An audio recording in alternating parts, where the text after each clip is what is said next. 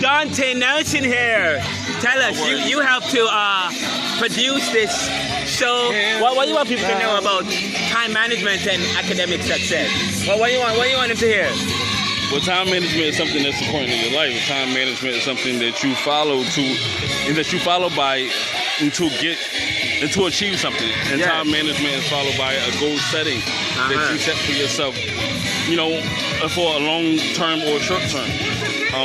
And time management is a strategy and set for yourself to get to success in your life. And you wanted us to share this with the people in terms of time management more than anything else. And I know you chose that as a very important essay and completion for a particular college course. Why is there anything you wanted, any takeaway? Why is time management so important, the strategy? Well, time management, in my point of view, I was a person that was always late to an event. A person that was always late, taking, just completing an assignment. I was very late with it. I would start at a good timing, fast paced, and then it would slowly shorten. But that would involve with, self-monitoring and everything. But we would get to that. We will. You wrote an amazing piece, guy, and it was really deep. And I'm looking forward to it. He's a young man. He has a lot coming at him, and he's taking off in society, taking off in life. He has so much going on for him. And he has a beautiful article that I will be narrating for you, looking at the relationship between time management and student success. Yeah. Coming up next on the Neoliberal podcast. All right now.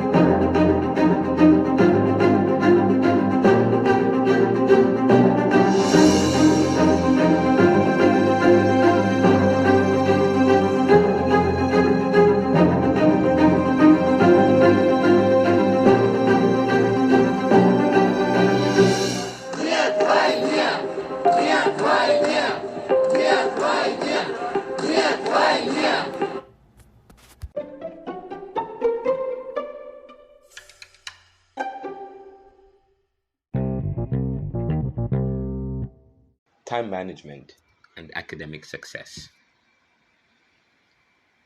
It is said that life is short and time is limited. So, time is the most valuable and priceless thing in our lives, as it is the space within which we operate and conduct the entirety of our lives. This involves the navigation of a plethora and myriad of stimuli coming at us in order to realize the zenith of our life. As such, time management becomes paramount, as it is an excellent tool and skill for directing and guiding one's life or life's activities so as to minimize time wasting and the distractions that pose threats to the realization of one's academic goals, because life is short and time is limited.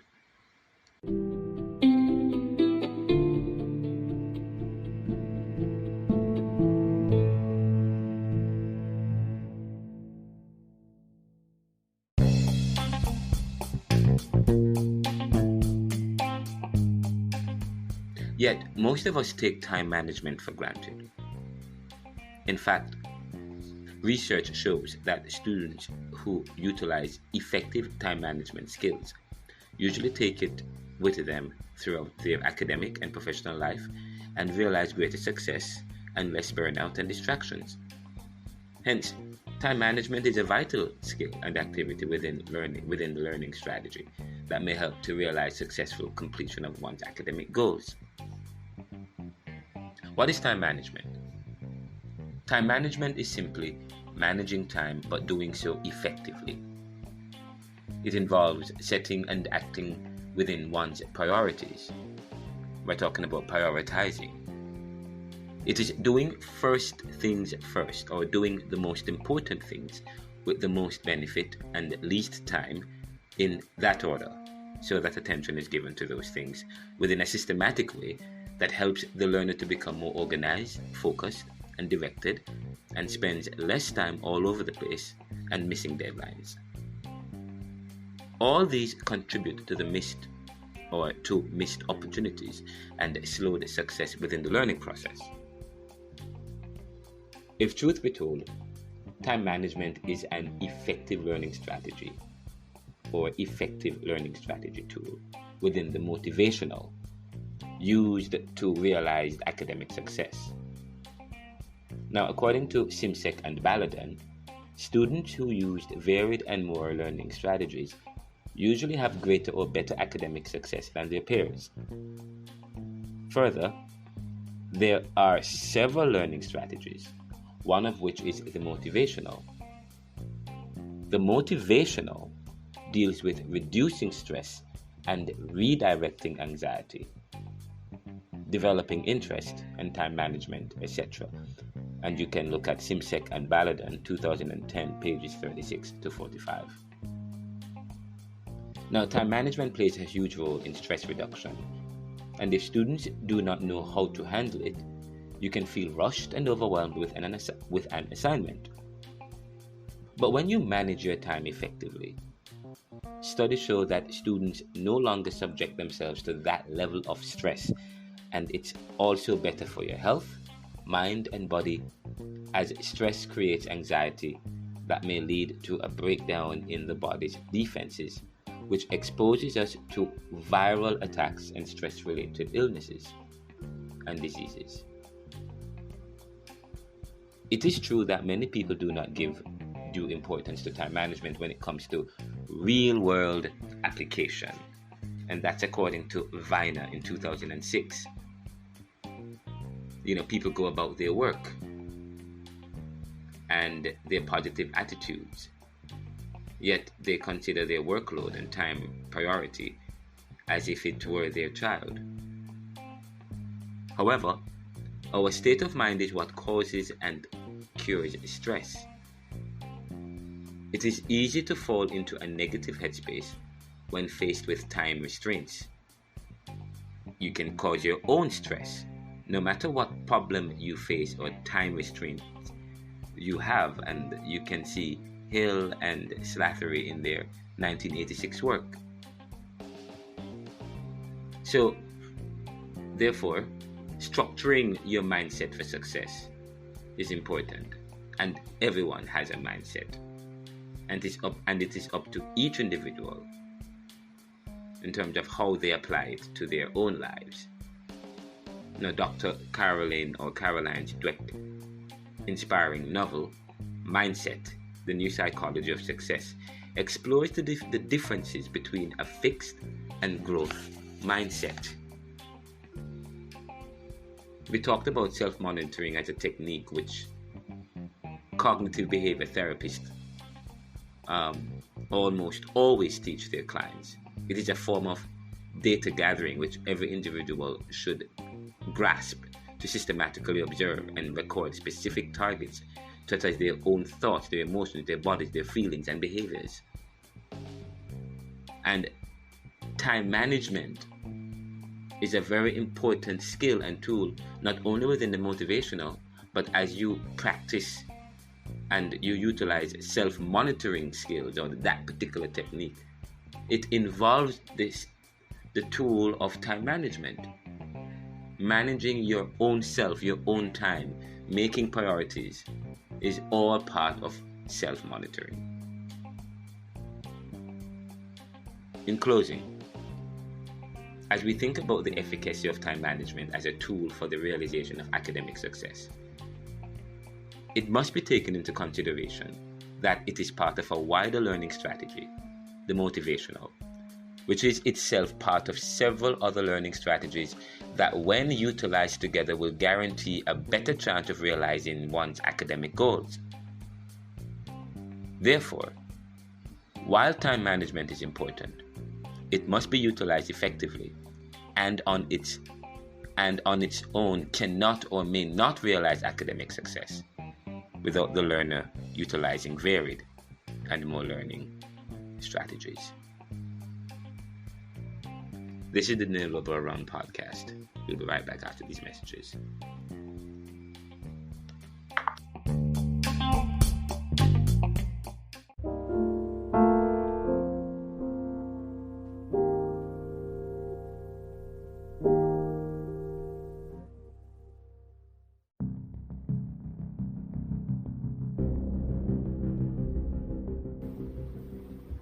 Welcome back to the episode.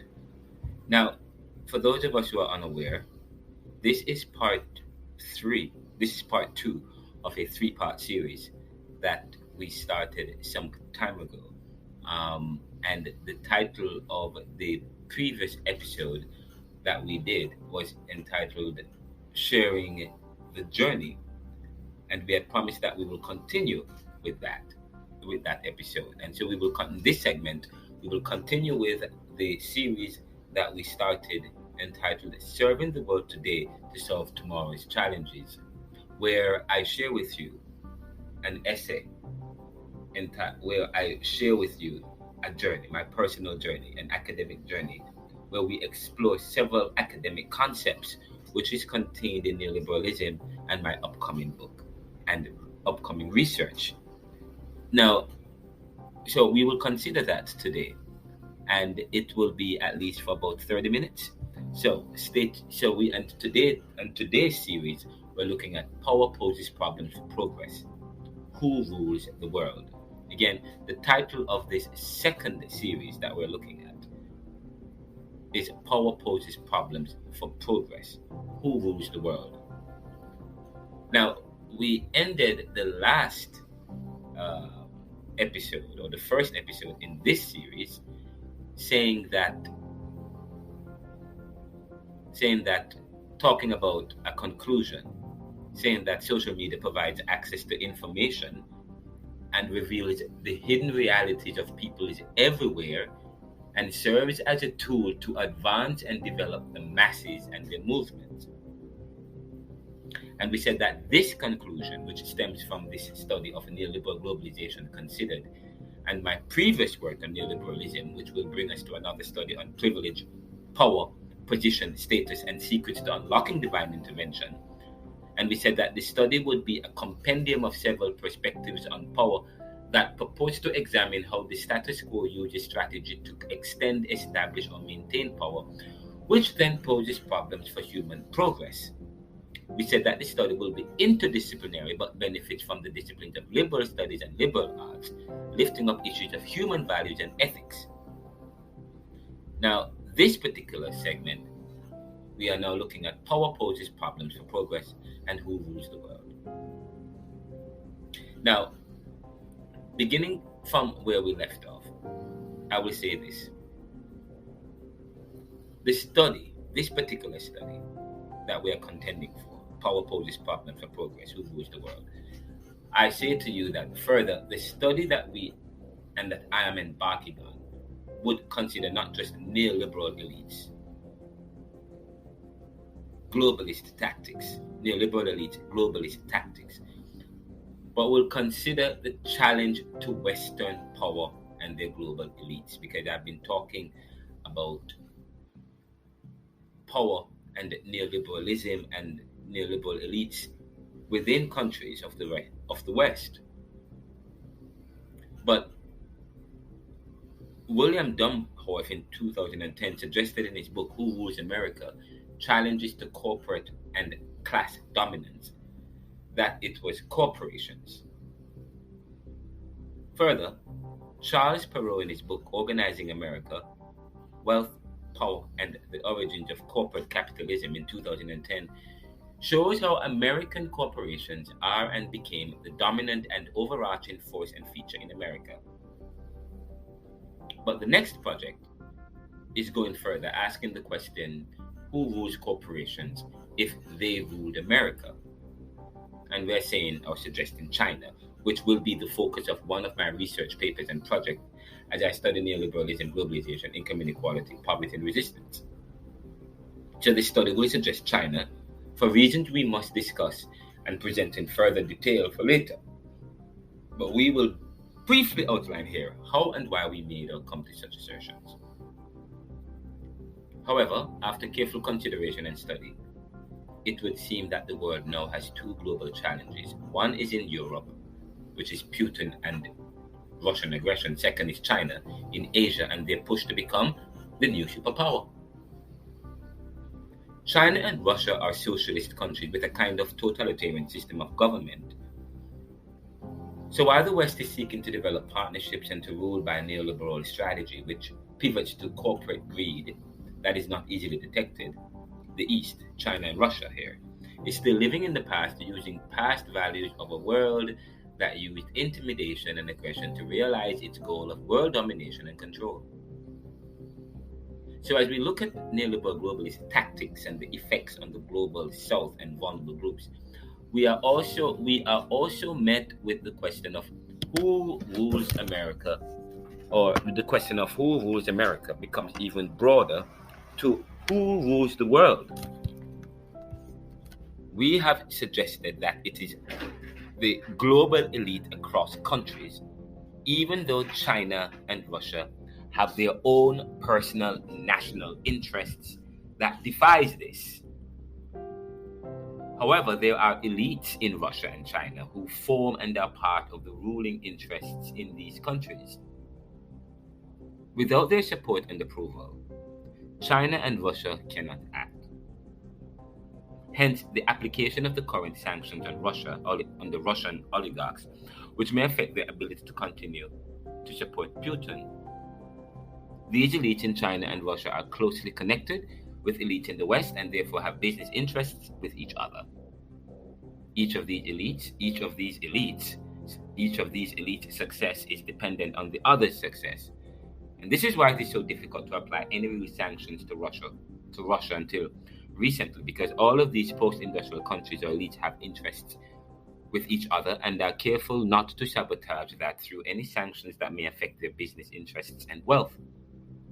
And of course, these will be considered as we delve into power poses problems for human progress, looking at privilege, power, position, and status. In addition, I completed a Master of Liberal Arts and then a Master of Philosophy in Liberal Arts at the University of Pennsylvania in Philadelphia in 2011 and 2013, respectively. Of course, I'm hoping to better that and continue to look at the concepts learned in those courses at Penn, explore neoliberalism and the correlation of socioeconomic effects in the Caribbean and the urban ghetto in the United States. I've studied the concepts of social justice and violence and how income inequality and poverty are hidden within a neoliberal world. Penn did not offer a PhD in liberal studies, and I wanted to utilize the opportunity to put my degrees into action. Hence, I spent the last 6 years out of the classroom working in social and human services industries and trying to enable and empower families and communities. And, running a business and consulting and writing about social, economic, theological, and political issues.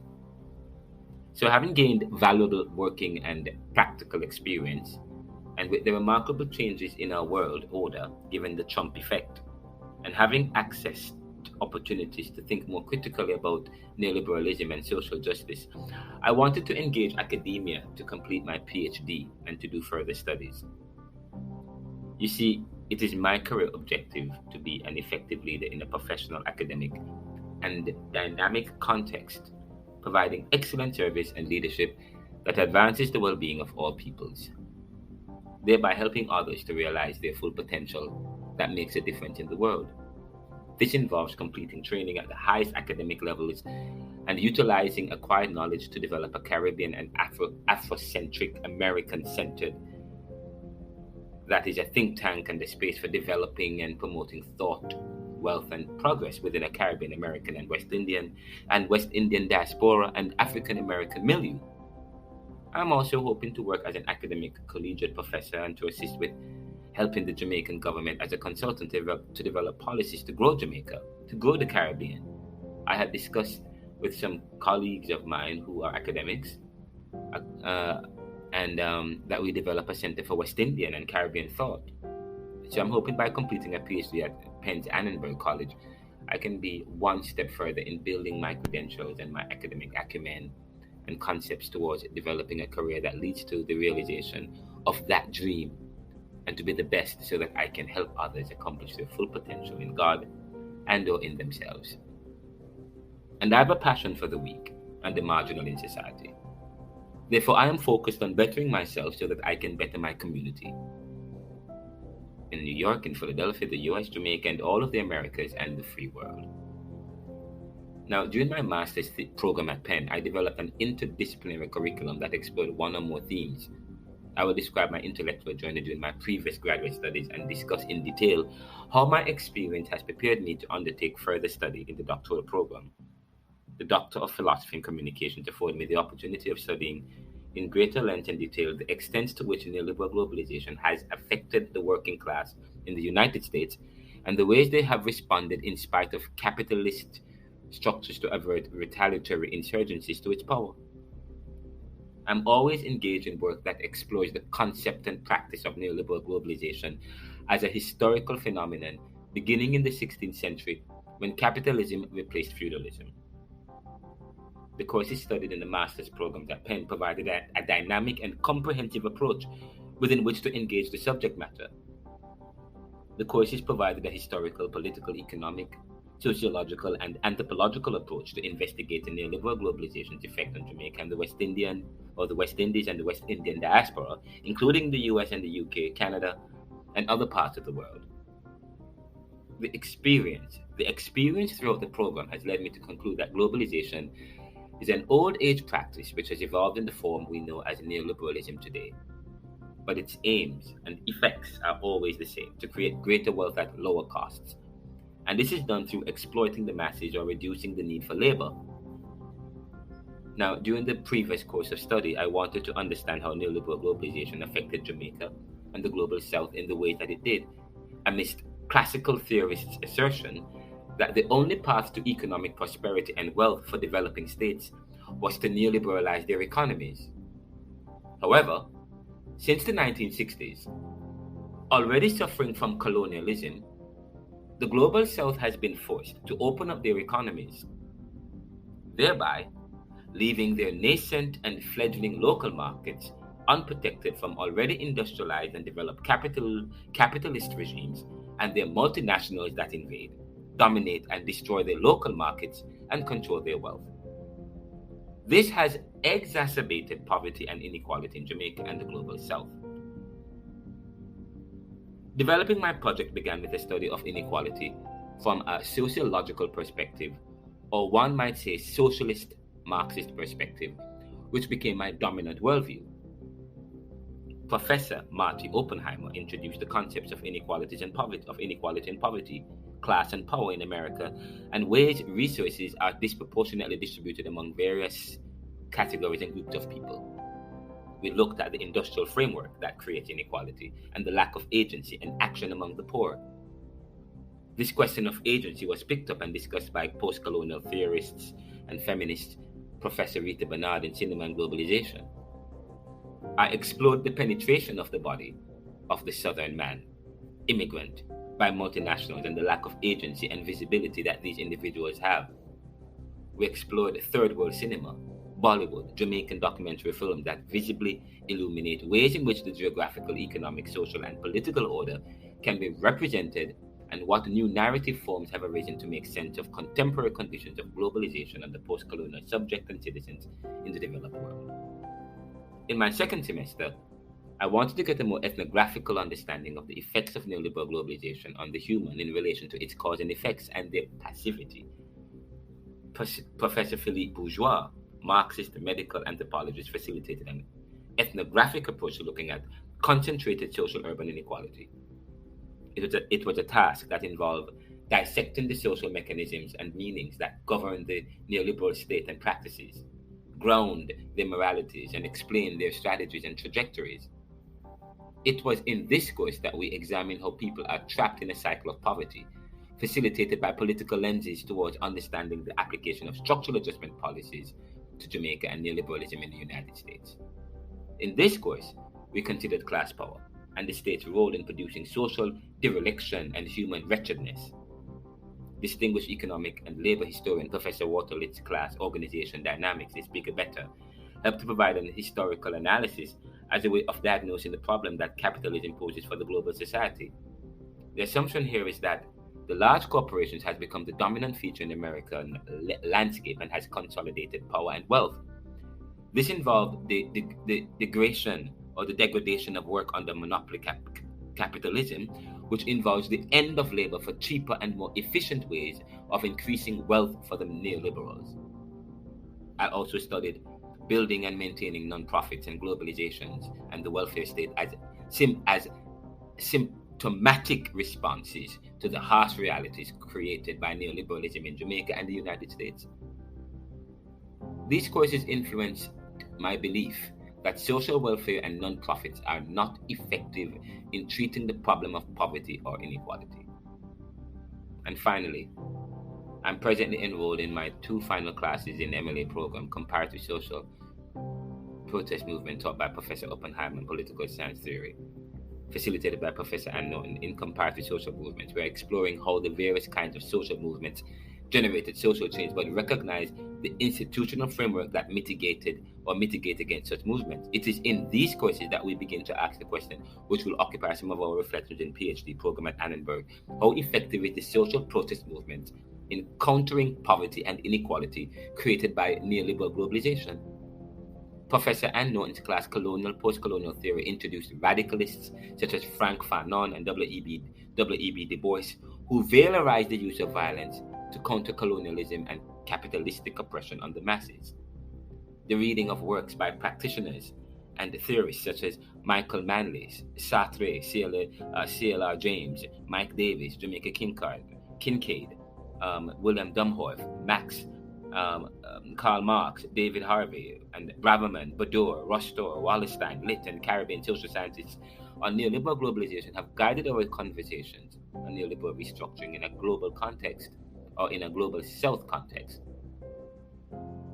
But this journey has sparked an interest in us because we now understand that neoliberal globalization has not only affected the global South, but has displaced and impoverished many in post-industrial societies, which we shall study in the PhD program. Indeed, the MPhil was a precursor to our intended thesis, and the PhD dissertation will continue to explore neoliberal globalization. However, during my research readings, conversations with professors and students in and outside of classes, I realized that neoliberal globalization has also affected the lives of people in the developed world far more than it did people in developing worlds. Minorities, immigrants, especially those from the global South, and poor working class households have suffered from deindustrialization, which has shifted millions of wage-dependent jobs to China, Mexico, and other developing states with cheap labor. Unlike the global South, the US is highly commodified in that the social risks are embedded in the market. The South has familiarized, decommodified, and bucolic society with democratic socialist policies that universalizes healthcare and welfare, a large underground economy, and the cost of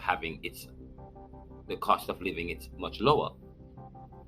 Thus, the experience of poverty and inequality is less complex and not as intense given the communal and universality of welfare and government intervention programs. Hence, the negative effects of globalization are not just limited to Jamaicans, but felt among people everywhere, so that the experience of poverty and inequality under neoliberal globalization is international. This is consistent with what one observer described as the global elitism, in which global elites share more in common with each other than with those of their countrymen. Further, this concept either changes or challenges Emily Davidson's commodity chain analysis, or this North-South dynamics hypothesis, which suggested that the South produces what the North sells or consumes. In effect, globalization has created a unique situation in which the developing world is forced to produce consumer goods for the North much cheaper than what it would normally cost capitalists to produce in the North. Capital has always sought greater profit, which is achieved through efficient production of goods. But efficiency, according to Braverman and Edwards, is a convenient way of hiding the exploitative strategies of neoliberals to oppress labor to satisfy their greed and power. The fact is, globalization has created a strategy that allows the elites to consolidate their power in the world by shifting capital around easily, thus making advantage of or taking advantage of cheap labor, amassing wealth, and disenfranchising labor. This undermines the political democratic system in that governments in the developed world have very little control over international capital and wealth. So globalization was supposed to be the ideal model of development. It has the model, the power of overthrowing and the mitigating socio-economic forces that create underdevelopment and unlocks free trade, investment, specialization, and division of labor, which facilitates economic development for economic prosperity. But the question is, economic prosperity for who, what, where, and when? One thing is certain, the world is not flat, and competition is not perfect. These neoliberal principles held within any neoliberal state, such as the US or Jamaica, are mere obfuscation of the process that will lead to the concentration of wealth and therefore the restoration of class power. Neoliberal globalization propped up the wealth of the few over the masses and turned former colonies such as Jamaica into dependent, indebted states. Mike Davis argued that although the debt collectors claim to be in the business of economic development, they seldom allow poor nations to play by the same rules that richer countries used to promote growth in the late 19th century and early 20th century. Zygmunt Bauman, in his book Globalization and the Human Consequences, explains that neoliberals have a hegemonic relationship with the developing world. This he explains in the bureaucratic phenomenon, in that the bureaucratics of the North set rules that govern the South, and that these rules do not have much bearing on those who set them. Similarly, structural adjustment policies, neoliberal strategy to free up capital, as economist Ha-Joung Chan points out hypocritically, the neoliberal states or elites kicked away the ladder. Michael Manley agrees when he stated in an interview that the IMF, working under the control of the neoliberals, was only interested in conditionalities that served their self-interest and not the interest of Jamaica, that needed capital to pay its workers and invest in a long-term development plan that would make his country and people more competitive. According to him in an interview with Stephanie Black, producer of the documentary film Life and Death, the IMF said that what was in his best interest had nothing to do with anyone else. That's your problem. Undoubtedly, the journey throughout the MLA MPhil programs highlighted the unfortunate reality that neoliberalism or capitalism is scarcely about rules. It is about the concentration of power through the consolidation of resources and assets via corrupt processes. Karl Marx observed that production needs capital and there must be some pre-accumulation of capital. This pre-accumulation was procured by the elites through violence, by driving the few off their land. Certainly, isn't it true that economic histories have always been about violence and tension between the haves and the have-not? And it's violence action that seems to be the only solution for the oppressed, as Frank Fanon writes in his book, Wretched of the Earth. But violence cures and it kills, and does not necessarily extinguish greed. Nevertheless, revolutionary means might be the only solution to an entrenched institutional ideology that creates inequality and poverty under monopoly capitalism. This might be the conclusion because Braverman, Edwards, Richardson, and others assert that the rise of the large organization is a strategy to concentrate bourgeois capitalist superpower, which is not easily overcome. Similarly, Karl Marx theorized that there is a historical strategy to create disparity and an underclass we call the lumpen proletarians, whose idleness can be utilized to crush any opposition to its existence. Racism and classism, was successfully used in American history as a strategy to divide and conquer. So then, on the face of it, racism is not the issue, but a means to an end. And it's neither left nor right. It's part of the elite strategy to divide and conquer. People solidarity is a vehicle of power. So why not put people against each other so that they can lose sight of the big picture and fight for scarce benefits and spoils among themselves? And that is why Martin Luther King Jr. writes that freedom is not freely given by the oppressor, it must be demanded by the oppressed. Gunst, in his book Born for Dead, illuminates the practice by Jamaican politicians to use the poor in Kingston to get votes and to protect political power by organizing people in categories and groups against each other. These strategies have made it easier for neoliberals to restructure along economic lines. The Puerto Rico's community of East Harlem, which bourgeois described as a traumatic experience in which deindustrialization forces the entire community to be overrun with drugs as the only viable solution. He also explains that these communities manifest class-based and ethnic discrimination that characterized by occupational segregation, which we shall explore in further details in our dissertation. This is an experience that has also come to define people of the global south, who depend heavily on the underground narcotic economy for survival. Yet even these alternative solutions attract strong penalties and sanctions, which result in a high incarceration rate among people of color, immigrants from the South, and the poor. Hence, the main single cause of increases in poverty and inequality during the 80s and 90s was the retreat of the state. Governments were forced to reduce the welfare programs. This led to increasing immigration, decreasing formal employment, falling wages, collapsing revenues, and squatter settlements. Infrastructure and public health lost race with population growth. Street vending, drugs, and criminality became the occupational choice of the Southern man as formal employment dropped to new lows in Latin America, the Caribbean, and Africa.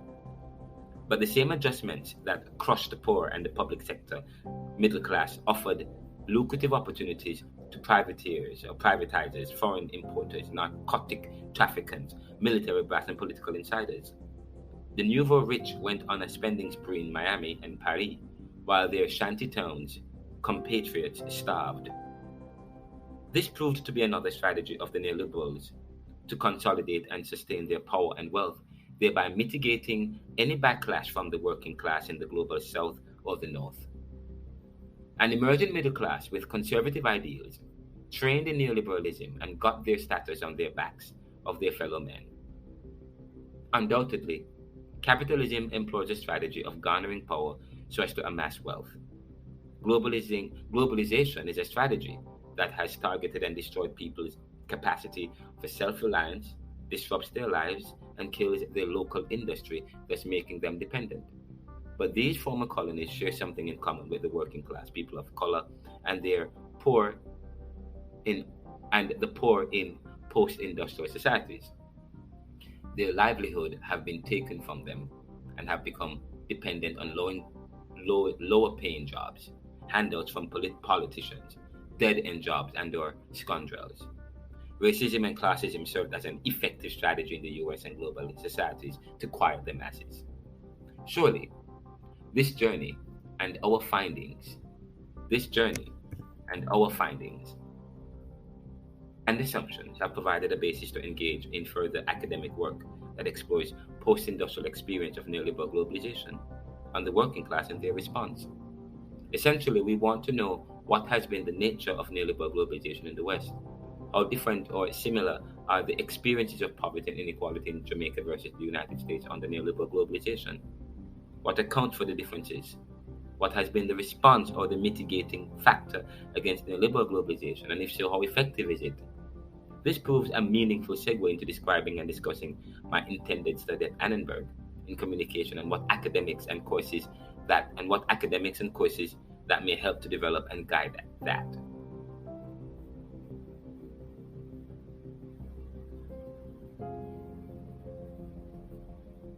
Now, the master's project paper examined whether or not Jamaica's inequality trend from 1985 to 2007 was a consequence of the structural adjustment policies stipulated by the neoliberal technocrats of the Washington Consensus on Jamaica. We began this examination by questioning the premise on which this is viable, or on the premise on which this variable lies. Neoliberalism creates inequality and poverty. Having established that neoliberalism creates inequality and poverty, we then asked ourselves why and how the Jamaican government adopted and implemented structural adjustment policies by tracing the evolution of structural adjustment policies. Thirdly, we examined the results, implications of structural adjustment on Jamaica by presenting and analyzing Jamaica's income inequality and poverty trends.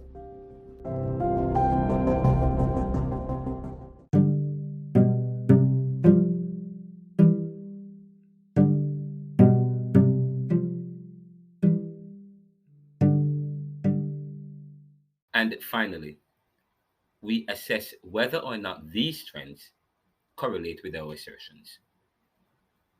Unlike the graduate programs at Penn that I completed previously, the PhD in communication at the Annenberg will explore post-industrial experience of neoliberal globalization and the working class and their response.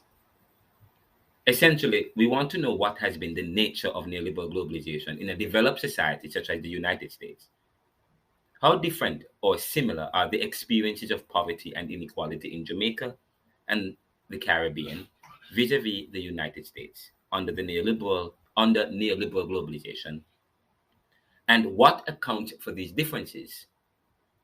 What has been the response or the mitigating factor against neoliberal globalization?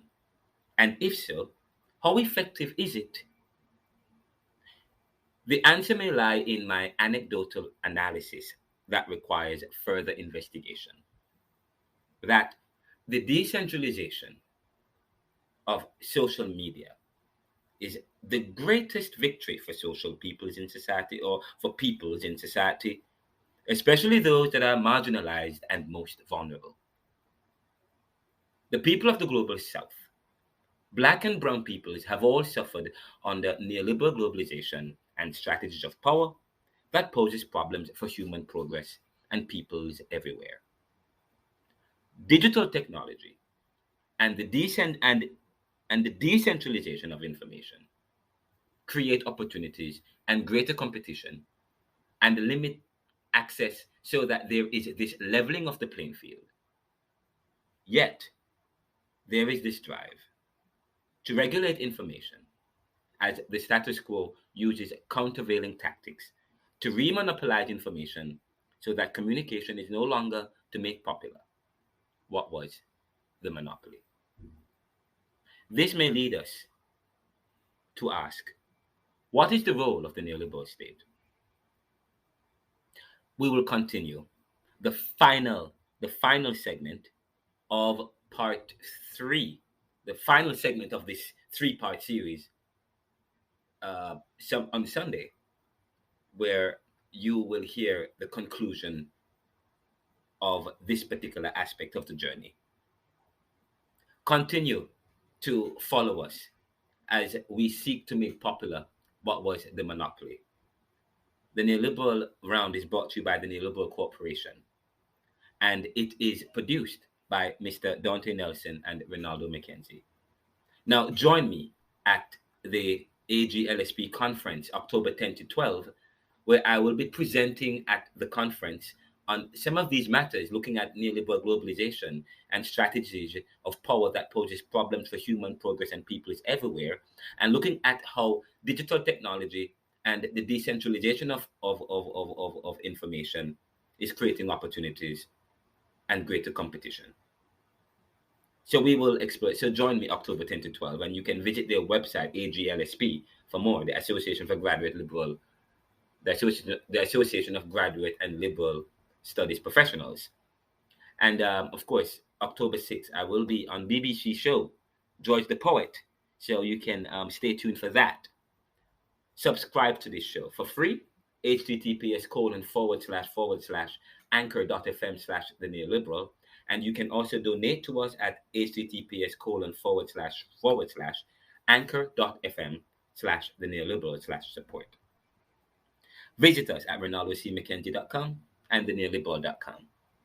And just so you know, the Neoliberal Round is brought to you by the Neoliberal Corporation that is serving the world today to solve tomorrow's challenges. And we are a podcast that is on the Anchor by Spotify platform, but we are available on other streams. We're talking about Amazon Music, Apple Podcasts, the Alexa app, Spotify. We are also available on Stitcher. Did I say Google Podcasts and Podvine as well? And several other major podcast streams. Now, you can also send us a feedback so we can know how we can improve. Thank you so much for listening to the show. Walk good.